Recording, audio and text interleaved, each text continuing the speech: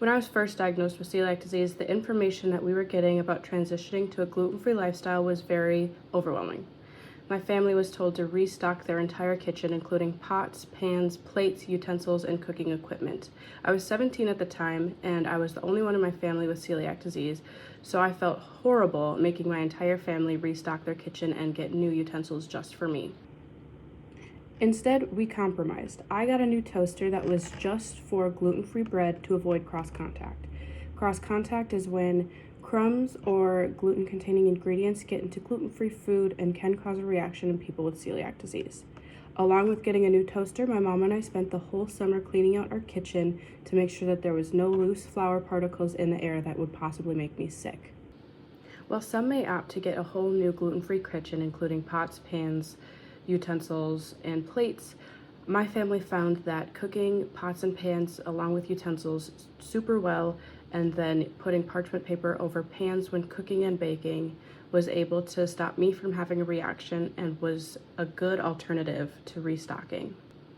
The way my family went about it definitely takes a lot of mindfulness and thought when preparing food in the kitchen. Other alternatives that I have seen are people investing in a big bin along with new pots and pans, and they keep their gluten-free pots and pans in that bin, and that stays as their little gluten-free area. And so those are the utensils and cooking equipment that they use when cooking gluten-free foods, and their family can use the other utensils that were still in their kitchen to cook gluten-containing food. I've found that that works well for other people, and they also use that as a good hack for traveling to like family members' houses and other places where you don't have your own utensils. You can just have that box with you, and then you can use those to keep a gluten-free area for you so you don't have a reaction while traveling. When I lived with my family, we doubled up on a few key ingredients where cross-contact was very common to occur. These ingredients include butter, peanut butter, jelly or jam, mayonnaise, cream cheese, sour cream, or any other ingredient where crumbs from a gluten-containing food could end up into the ingredient and cause a reaction for someone with celiac disease. One trick for labeling gluten-free foods in a way that's fun and keeps being gluten-free and having your separate ingredients a little bit more enjoyable is to go to the store and find a duct tape in a pattern that you like and that you're excited to see. And this way you can put that on your gluten-free ingredients. I also put it on my gluten-free toaster that was only for gluten-free bread, and it made it more exciting to use those ingredients because it was a little sticker just for me. I've found that being gluten-free following a celiac disease diagnosis is more than just a gluten-free diet. It's about a gluten-free lifestyle. By this, I mean I have to worry about more than just food. I have to worry about shared cooking countertops, shared toasters, along with hair products, makeup, lotions, toothpastes, and other objects of daily living. When I was diagnosed, I worked at a mom-and-pop pizza shop near my hometown. This turned out to be making me sick because of the flour particles in the air. Every shift that I had, I would ingest them and I would get sick. So only working weekends, I noticed that I was sick on the weekends, but after I didn't work for a couple days, I would start to feel better. And then at my next shift, I would get sick again. I realized it was because of the flour in the air, and so I sadly had to leave that job.